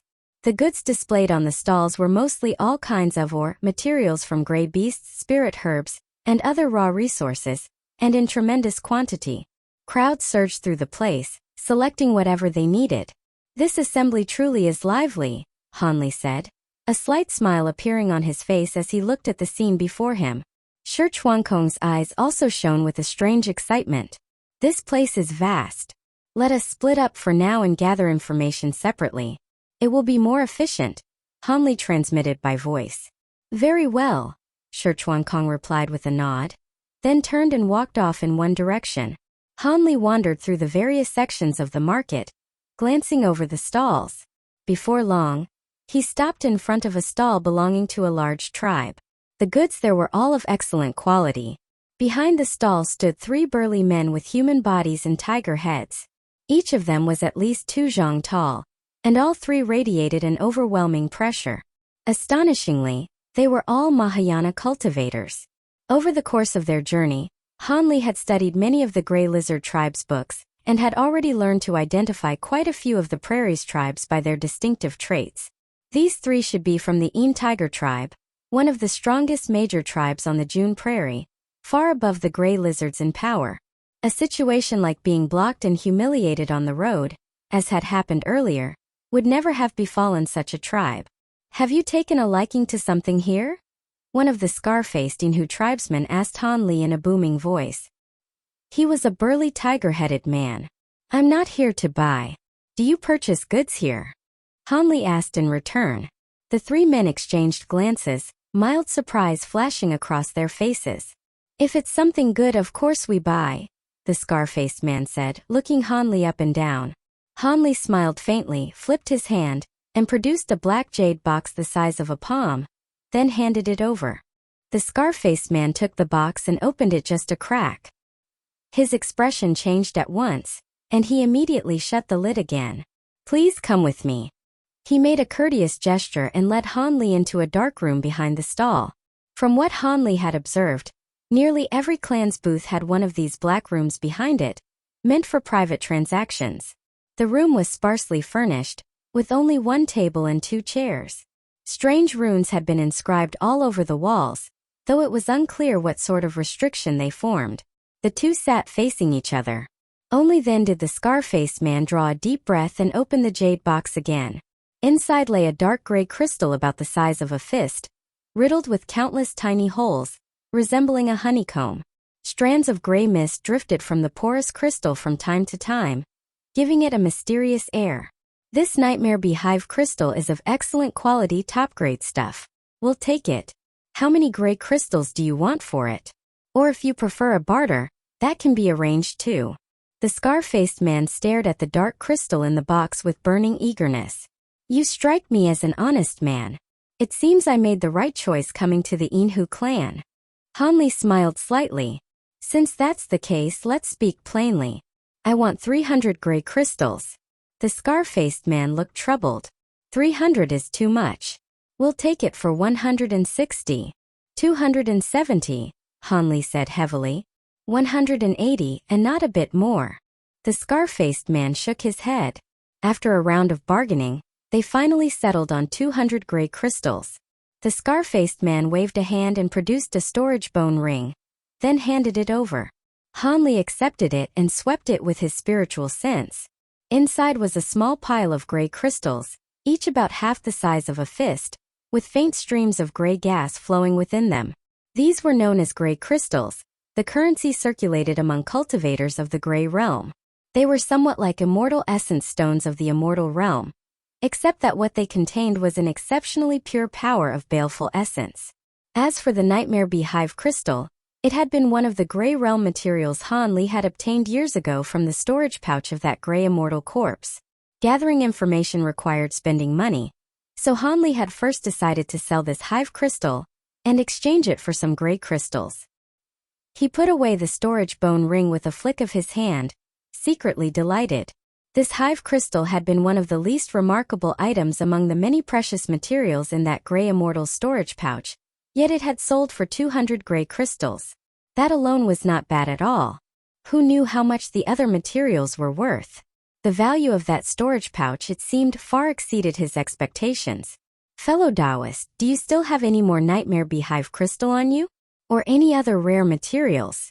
Rather than trouble yourself seeking another buyer, why not sell everything to our Inhu clan? You needn't worry about the price. The Inhu clan has always had an excellent reputation. We absolutely won't disappoint you. The scar-faced man put away the hive crystal and looked at Hanli expectantly. I only came across that by chance. Where would I get more? Hanli shook his head. A trace of disappointment passed through the scar-faced man's eyes. Though I've got nothing more to sell you, I would like to buy something from the Inhu clan, Hanli said with a slight smile. Oh? What would you like to buy? The scar-faced man asked, brightening at once. I'd like to buy some books and records from you. Books and records? What kind? The scar-faced man froze and wariness appeared in his eyes. Rest assured, I'm not asking for your clan's cultivation methods or secret arts. What I want are works on customs and geography, illustrated guides to materials, that sort of thing. Preferably texts covering lands beyond the June grassland, even beyond the Black-Tooth domain. The Inhu clan is one of the great clans of the June grassland. You ought to have quite a few materials of that sort, no? Hanli said with a smile. Along the way, he had seen every kind of material at the various stalls, but not a single book. That was hardly surprising. The Temuta assembly was mainly for trading resources. Who would go to the trouble of collecting books? If Hanli wanted to gather information, this was the only practical method. So that's what you're after. Those books can indeed be sold to you, though they were all painstakingly gathered by our clan, so they won't come cheap, the scar-faced man said, relaxing visibly before giving Hanli a long look. As long as the materials are valuable, the more the better, Hanli said, tapping a finger lightly on the table. Very well. Please wait here a moment. The scar-faced man stood, turned and left. Half an hour later, Hanli emerged from the Inhu clan stall with the hint of a smile at the corners of his mouth. He had acquired quite a few books from them. He had skimmed through them just now, and many dealt with lands beyond the June grassland. Some even concerned regions outside the Black-Tooth domain. They were of considerable value. Hanli did not stop walking but continued onward. In the blink of an eye, most of the day had passed. Night had already fallen. Huge cages were hung throughout the trading district, each holding white luminous insects that cast brilliant white light, illuminating the entire market as bright as day. As the night deepened, the trading district actually grew even livelier. Hanli passed one stall after another, in reasonably good spirits. Over the course of the day, he had visited 2 more clans, sold off some materials, and bought more books concerning the Grey Realm. The 3 clans Hanli had chosen were all major ones, and the information he obtained from them far surpassed the books and records of the Grey Lizard clan. After some consideration, he decided not to keep buying books for the time being. For one thing, he had already obtained more or less enough information. Moreover, the various tribes of the June grassland were extremely closed off, so the books stored by different clans were largely similar, with much overlap. Besides, buying books all over the Temuta assembly was rather peculiar behavior.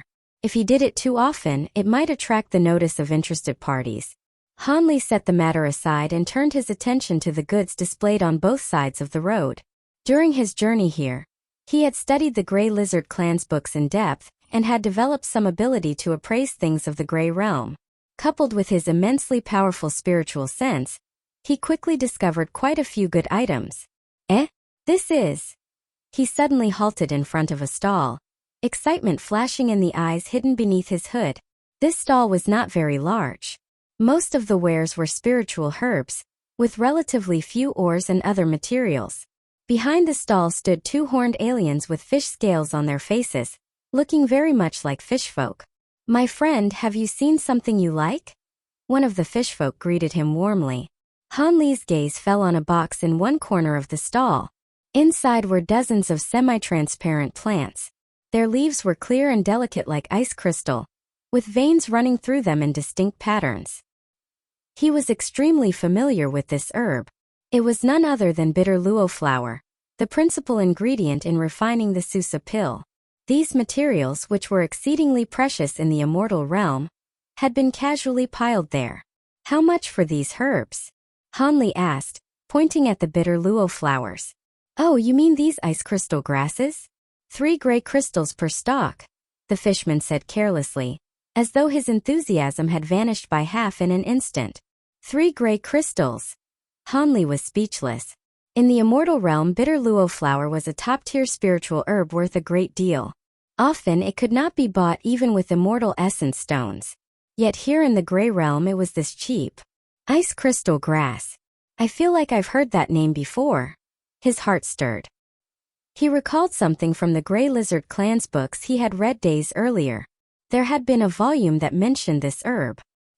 He thought about it briefly, and the vague memory in his mind quickly became clear.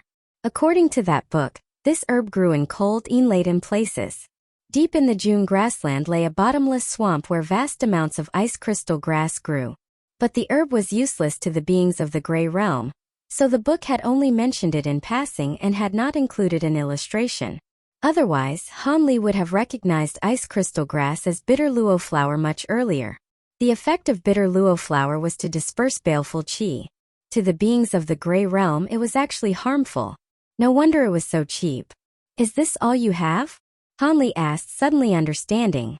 The two fishfolk both looked surprised. This ice crystal grass was only used in refining a few poisons, and even then only in small amounts. It was not rare at all. Anyone who took a trip to the bottomless swamp could gather plenty of it. Yet here was someone wanting to buy it in bulk. "I'm sorry.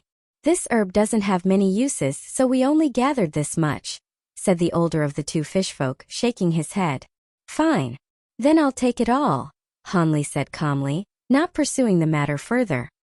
He had already obtained a map of the June grassland from the Grey Lizard clan, and knew that these bitter luo flowers came from the bottomless swamp. He could go gather a batch whenever he wanted. Besides, the few dozen stalks before him were already enough for his pill refining. The two fishfolk hurriedly wrapped up the bitter luo flowers and handed them over. Money and goods changed hands, and the transaction was completed at once. "My friend, would you like any other spiritual herbs? Our Muyu clan excels at cultivating all kinds of herbs. Look at these Ceylon flowers, all over 10,000 years old. And these withered ling grasses were only just picked, so none of their medicinal potency has been lost," the older fishman said enthusiastically, introducing the rest of the herbs. Han Li had seen records of Ceylon flower and withered ling grass in the Grey Lizard clan's books. Both contained dense baleful qi, and were considered rather precious spiritual herbs in the Grey Realm. But they were useless to him, so naturally he had no interest in buying them. He shook his head at the fishman and soon left the stall, walking onward, though glints of thought flashed in his eyes. This experience of purchasing bitter luo flower had given him a valuable reminder. The Grey Realm and the true Immortal Realm were two separate worlds, with no circulation of resources between them. Something worthless here in the Grey Realm might become a priceless treasure once brought back to the true Immortal Realm. Since he had come to the Grey Realm, he might as well collect more things like bitter luo flower. Once he returned to the true Immortal Realm, he could make a fortune immediately. To be sure, he was not currently lacking in Immortal Essence Stones, but no one ever had too many. Who knew when he might suddenly need them in great quantity? Waiting until the need arose before thinking about it would be far too passive. The only trouble was that the two worlds used different names for these materials. making it impossible to search for them systematically. He could only rely on luck and look for them slowly on his own. As he recalled the baleful spiritual herbs and ores of the Immortal Realm, a thought stirred in his mind. He released a trace of his spiritual sense and began carefully probing the stalls around him. Now that he was in the Grey Realm, Hanli was cautious in all things, terrified that someone with ulterior motives might notice him, so he had not dared release his spiritual sense before. But after the matter with the Isha clan, he had more or less grasped the strength of the various tribes of the June grassland. At least under the current circumstances, there should be no risk beyond his control. As he strolled, he used his spiritual sense to examine the various materials displayed by the surrounding tribes. Before long, he found a type of ore that also existed in the Immortal Realm. Unfortunately, it was expensive in the Grey Realm as well, so there was no profit in reselling it. Just as he was about to continue searching, his brow lifted slightly, and he looked ahead. Two tall figures in gray cloaks were walking toward him. Both wore masks that blocked spiritual sense, concealing their faces. Though their internal auras were hidden by some force, Hanli's spiritual sense was far too powerful. A single sweep was enough to see through the disguise. Both of them were at the Golden Immortals stage. Under normal circumstances, Golden Immortals meant little to Hanli now, but in this region of the Grey Realm, Golden Immortal cultivation was rather conspicuous. At the very least, such figures were on the level of clan chiefs. The two figures seemed to notice Hanli's gaze. They immediately lowered their heads, quickened their pace, and soon vanished into the crowd. Hanli's eyes flickered. The furtive behavior of those two suggested there was some hidden matter at work. But he quickly shook his head and had no intention of meddling. He simply continued onward. After another half a day, however, aside from finding more bitter luo flower, he had no particularly special gains.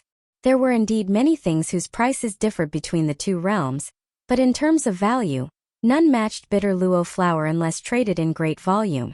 Hanli found this unsurprising. The true Immortal Realm and this place differed too much. Finding something that existed in both worlds and had a large enough price gap was naturally no easy matter.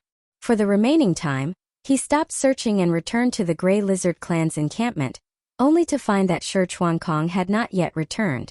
Back inside the large tent, Hanli closed his eyes briefly to regulate his breathing, then took out the books he had purchased earlier and began reading through them one by one. To him, finding a way back to the true Immortal Realm was the truly pressing matter. Time passed little by little, and in the blink of an eye another half-day had gone by. A blur flashed inside the tent as Shi Chuankong suddenly emerged from underground, a trace of a smile still hanging on his face.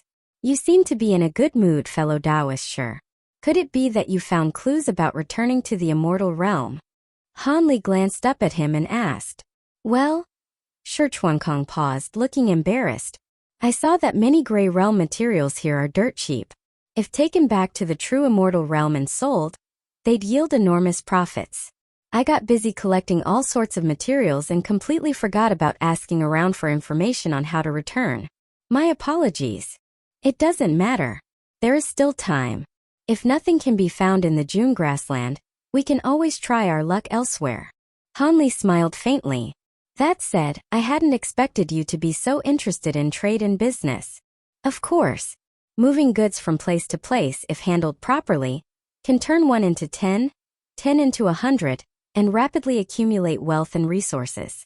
As one's cultivation rises, the demand for cultivation resources only grows. Plenty of high-level immortals remain stuck in one realm for tens or even hundreds of thousands of years, and many of them are simply starved of resources." Shi Chuankong's eyes shone as he launched excitedly into the principles of commerce. "If we could open a channel and trade goods between the two realms, that would be a staggering business opportunity. But if we can't find a way back to the true Immortal Realm, then it's all just fantasy," Hanli said, nodding first before changing tone. "You're absolutely right. The urgent matter is to find a way home first. Everything else can wait," Shi Chuankong agreed earnestly. A little over a month later, at dusk the clouds were thick and heavy. The 3 suns had not yet completely set, but 6 full moons had already risen, hanging far apart in the sky. One grew increasingly dim while another shone ever more clearly. The surface of nearby Bowling Lake shimmered with ripples. Along the shoreline, dozens of bonfire towers several zhang high had already been erected, piled high with gray grain grass and scattered white phosphorus ore. The various tribes who had come to attend the Temuda assembly had temporarily set aside all other matters and gathered around the towering bonfire platforms. Han Li and Shi Chuankong followed the Gray Lizard clan to the lakeside. Clan Chief Xian walked at the front, already changed into a neat pale gray robe that draped over his broad frame. A round clan emblem representing the Gray Lizard clan hung on his chest, and in his hands he held a torch burning with white flames. Han Li and Shi Chuankong wore gray cloaks, hiding most of their faces beneath their hoods as they followed behind him. During this time they still had not found any useful clues about returning to the Immortal Realm, and so they had not pressed the matter too hard. On the one hand, they continued familiarizing themselves with the customs and terrain of the place. On the other, they pinned some hope on the assembly that was about to begin, wondering whether it might yield anything. The group stopped before one of the bonfire towers. Xian turned around, reverence and gratitude mingling in his eyes as he said to Han Li and Shi Chuankong, "Honored immortals, in previous years our Gray Lizard clan never had the qualification to light the fire at the Temuda assembly. This year we are only able to ignite this heavenly fire because we are basking in your favor. If you were willing to appear openly, then at this moment you ought to be seated before the great tent over there, waiting to watch the Sei assembly. It's nothing. We are not from the Black Tooth domain after all. It would not be convenient for us to show ourselves," Han Li said calmly, his heart stirring. If he had guessed correctly, this arrangement had most likely been made by the black-clad girl named Miao Xiu. As he spoke, he gazed into the distance toward a huge black stone platform some way from the lakeshore. It was brightly lit, and all around it stood crowds of Gray Realm beings dressed in all manner of clothing, their appearances strange and grotesque. Like Temuda, Sei was a local Black Tooth domain term, meaning roughly contest of warriors. A grand gathering in which tribes of the Black Tooth domain sent out cultivators from their clans to fight. A nomadic tribe like the Gray Lizard clan, which had no fixed residence, naturally had no qualification to participate. A moment later, the final glow cast in the clouds by the three suns vanished completely. Immediately after, a low and sonorous horn blast rang out from the black stone platform. Clan Chief Xian, standing guard beside the bonfire tower, at once tossed the torch in his hand into the piled fuel. With a whoosh, white flames surged upward. The gray grain grass stacked inside was ignited in an instant, and clusters of snow-bright white fire shot up, burning fiercely and crackling sharply.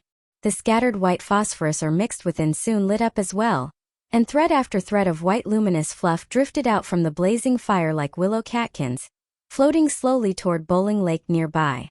All at once, white firelight flared from dozens of bonfire towers, and countless glowing white motes spread across the entire sky like a sea of fireflies, set against the heavy clouds above. Since arriving in the Gray Realm, Han Li had not seen a single star, and now, for a fleeting moment, it felt as though he were looking upon a true night sky again.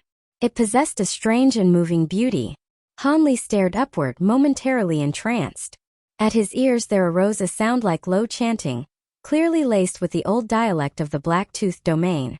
Its cadence was ancient and sonorous, like a war song from remote antiquity, filling any listener with a desolate ache. After a long while, the chant gradually died away. Loud cheers and cries rose around the bonfires, and the people of every tribe began moving toward the black stone platform. Han Li and Shi Chuankong followed the Gray Lizard clan with the crowd and came to the outer ring around the platform. Looking up, on the north side of the high platform stood a broad tent with its curtain drawn open. Inside sat the elders of the Sanmiao clan alongside the chiefs of several of the largest tribes in the Black Tooth domain. Seated in the center of the tent was none other than the black-clad girl, Miao Xiu. Her eyes swept over the crowd below. When they passed over the Gray Lizard clan, they paused ever so slightly before moving on. "Miss, are you still looking for that hidden expert among the Gray Lizard clan?" The tall young man named Miao Kue asked in a low voice, leaning closer. Miao Xiu neither confirmed nor denied it. She only gave a faint shake of her head. "That person really doesn't know what's good for him. You paid him a personal visit the other day, and he still refused to show himself.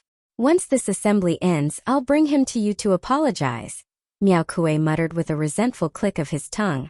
"Cousin, mind your words." Since he does not wish to meet us, he must have his reasons. As long as he harbors no ill intent, we should not stir up needless trouble and turn a potentially good bond into a bitter enmity, the girl said, knitting her brows slightly. Though she spoke that way, she was inwardly annoyed that the man had refused to give her face. At the same time, that only made her even more curious what sort of person this hidden expert might be. You are absolutely right, Mississippi. I spoke rashly, Miao Kuei said quickly in apology. The time is about right. Announced the official start of the Sei assembly. Yes. Miao Kuei answered and rose from the tent. When he reached the front of the platform, he first strode to a pitch-black war drum and struck it 3 heavy times. As the clamor below gradually quieted, he declared, "The Sei assembly now officially begins. Which tribe's warrior will be the first to ascend the stage and accept a challenge?" No sooner had his words fallen than 2 black figures landed upon the stone platform one after the other. Wu Haley of the Tsigu clan, announced the first man to land.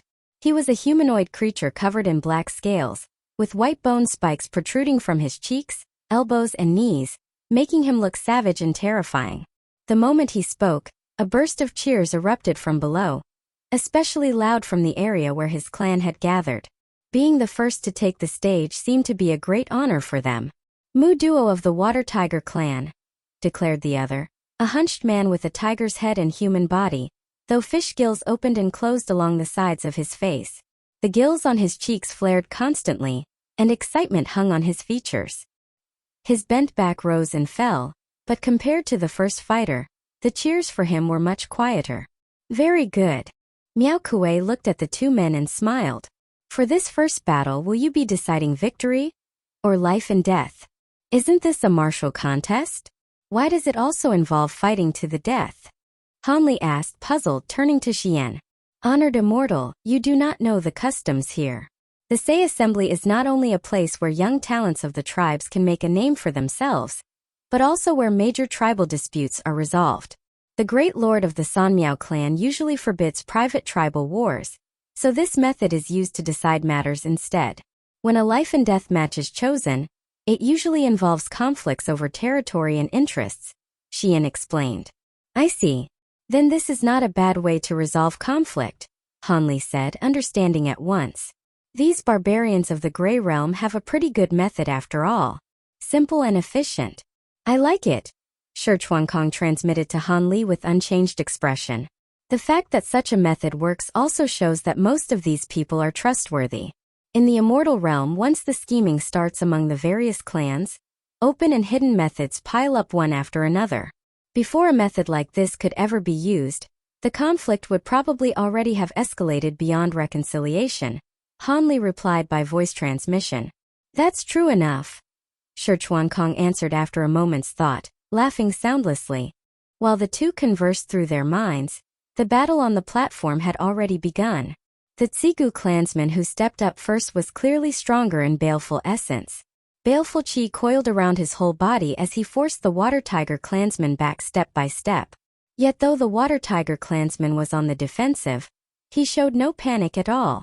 Excitement remained in his eyes, and with the 3-pronged spear in his hand, thick with baleful chi, he kept darting and weaving across the stage, narrowly evading blow after blow. The more fiercely the Tsigu man pursued, the more animatedly the Water Tiger man avoided him. One attacked, the other dodged, danger piling on danger, drawing constant shrieks and cheers from the spectators below. Hanli watched for a while and found it odd. The Water Tiger man had clearly been suppressing his aura from the beginning, the old tactic of luring the enemy by seeming weak. The Tsigu man's aura had already been dragged down from its peak by the prolonged pursuit. No matter how Hanli looked at it, it was already time to strike back and kill. But the Water Tiger man simply refused to do so. He continued matching his opponent's rhythm, dodging by the narrowest margins. After another dozen exchanges, Hanli felt as though he were watching a stage act. The whole thing had turned dull. He turned his eyes away and looked out toward distant Bowling Lake. At that moment, the glowing white motes were drifting in swarms over the lake, and their reflected lights shimmered on the water like countless silver fish leaping beneath the surface. Suddenly, Hanli's heart jolted.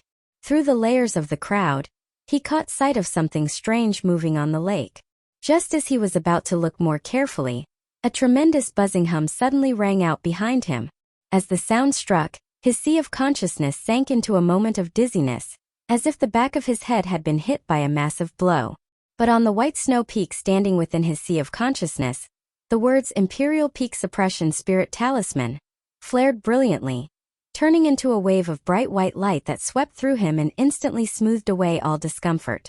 Around him, however, everyone including Xian went limp and collapsed to the ground.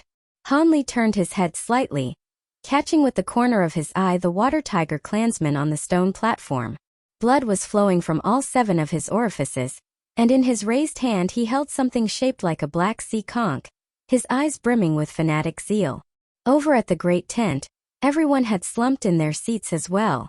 Their consciousness remained clear, but their bodies were almost completely immobile. Just then, a hand reached out from beside Han Li and tugged at his sleeve. He glanced over and saw Shi Chuankong already sprawled on the ground, signaling urgently with his eyes for Han Li to lie down too. Han Li smiled helplessly to himself and pretended to lose his strength as well, collapsing with everyone else. At that moment, from the place where the Water Tiger clan had gathered, a tall man in a gray cloak stepped out and removed his hood, revealing a blue face remarkably like that of an ape. Han Li's heart stirred. This figure resembled the blue-skinned apes he had seen before in the ruins of the True Word Gate, but the aura of this one was clearly much stronger, at the mid-golden immortal stage, and its intelligence was also obviously higher. The tall man leapt onto the stone platform, walked to the side of the Water Tiger clansman, took the black sea conch from his hand, inspected it for a moment, then carefully put it away. The Water Tiger clansman, blood flowing from all 7 orifices, pitched forward onto the ground plainly dead. Inside the great tent, the Water Tiger clan chief, who had been seated near one side, stopped pretending. He stood up from his chair, came to the blue ape's side, bowed and said, "My lord's calculations were flawless. This old man is full of admiration. You old devil Mu Qiu, how dare you collude with men from the Nisi Tua domain and betray the Black-Tooth domain?" Miao Xiu shouted in fury, forcing herself upright. But her voice was weak and lacking strength. "I must apologize, Mississippi. The Tsigu clan occupied my Water Tiger clan's ancestral lands for hundreds of years, and even killed my younger brother Mu Xiu, and my nephew Mu Hai. Such a blood debt cannot be settled by a single life on the Sei stage," the Water Tiger clan chief said expressionlessly. With that, he strode first to Wu Haili, the Tsigu fighter who had just battled Mu Duo, and brought his palm down, smashing the man's head into fragments. Below the platform, the Water Tiger clansman let out loud cries and charged toward the area where the Tsigu clan was gathered. In an instant, screams rose one after another, and the scent of blood spread everywhere. Inside the tent, the Tsigu clan chief's eyes nearly split with rage as he wailed in grief. Was this done on the orders of Lord Gu? Or is this the Blue Ape clan acting on its own? Are you not afraid that our Black-Tooth domain will abandon neutrality and side with the reincarnation domain? Miao Xiu asked through gritted teeth, anger burning in her eyes. The Blue Ape finally spoke, his voice hoarse. "Do not think we don't know. The reincarnation domain has already sent envoys to speak with your father. It is only a matter of time before you side with them. A false accusation needs no pretext. My father has always openly opposed the doctrines of the reincarnation domain, and has done his utmost to persuade our allied neighbors not to be misled by them. How could he possibly side with them?" Miao Xiu shouted, even more enraged. "Your Black-Tooth domain is nothing but a minor border region, yet you've always thought far too highly of yourselves. Since you dared let an envoy from the reincarnation domain enter your lands, don't blame us for using you as an example and making others fear the consequences," the Blue Ape sneered. Then he turned toward Bowling Lake and let out a piercing cry. At once the surface of the lake exploded with waves. Troops of the Blue Ape clan and other tribes of the Nisi Tua domain, who had long been hidden beneath the water, surged out in dense masses numbering in the tens of thousands. The moment they came ashore, they poured forward like a tide, crashing into the tribes of the Black-Tooth domain and launching a frenzied slaughter. This time the killing truly shook the heavens, and blood flowed like a river. Han Li and the Grey Lizard clan were not far from the lakeshore. It would not be long before the Nisi Tua army reached them, and when that happened, he and Kong would have no choice but to fight back. Once their identities as people from the Immortal Realm were exposed, it would not just be the armies of the Nisi-Tua domain they would face. Even the tribes of the Black-Toothed domain would likely turn their spears around and surround them. In the Grey Realm, no matter how deep the hatred between rival factions might be, all sides had long reached one shared understanding. Whatever the circumstances, disputes must be set aside when facing the Immortal Realm. Han Li was not truly afraid of them. Given the methods he and Kong possessed, they could still withdraw safely. But if that happened, their disguises would be impossible to maintain, and finding another chance to return to the Immortal Realm would become even more difficult. What do? We can't keep pretending, Kong asked through voice transmission, clearly anxious. Han Li frowned slightly and did not answer. Instead, his eyes flicked toward the stone platform, where the blue ape now held a spiked mace and was smashing the heads of the clan chiefs of the Black-Toothed domain one after another. Mu Qiu held the Tsigu clan chief bound before him, a black long blade in hand stained with white karmic flame. He was pressing it against the man's neck, preparing to cut off his head. The Tsigu chief held his neck stiffly, hatred filling his eyes, but there was no fear on his face. The cries of agony nearby were growing louder and louder. The tribal armies of the Nisi-Tua domain were almost upon the Grey Lizard clan. To hell with it. We can't hide our identities anymore. At worst, we slaughter every Grey Realm creature here, destroy the bodies and leave at once, Kong transmitted, his aura already beginning to fluctuate unstably. Don't act rashly. I have a way, Han Li said sharply, finally stopping him. The instant the words fell, Kong was still staring in surprise when a thread of black mist began rising from beneath Han Li. It swirled in midair, becoming a black vortex that shot away and landed atop the black stone platform in an instant. Kong's eyes narrowed. As soon as he sensed the aura coming from that black mist, his expression changed dramatically. It was unmistakably a gray immortal at the Tai stage. The black vortex spun to the sky above the platform, then suddenly condensed, like a meteor wreathed in rolling black smoke smashing heavily downward. With a thunderous boom, the black stone platform shook violently and burst apart from the center, cracks spreading through it like a spiderweb into countless fragments. At the heart of the fissures, all the black mist drew inward and vanished, condensing into a tall, handsome young man dressed in black. He gently waved a black folding fan in his hand, while the aura of a Tai gray immortal radiated from him without the slightest concealment, turning into layers of invisible ripples that spread outward from his feet. This was none other than Mo Guang, who had taken over the gray immortal corpse. Before leaving the Flower Branch Grotto Heaven, he had used a secret technique to give himself this youthful appearance. Everyone on the platform was stunned by this sudden development and stared at the black-clad man who had descended from the sky, faces filled with shock and uncertainty. The blue ape holding the spiked mace looked Mo Guang over for a moment, and his expression changed abruptly. You're a member of the Shuha clan? Possible. How could someone from the Shuha clan be here? Shuha clan, Mo Guang said with a grin. From the tone of your voice, they sound like quite an extraordinary tribe.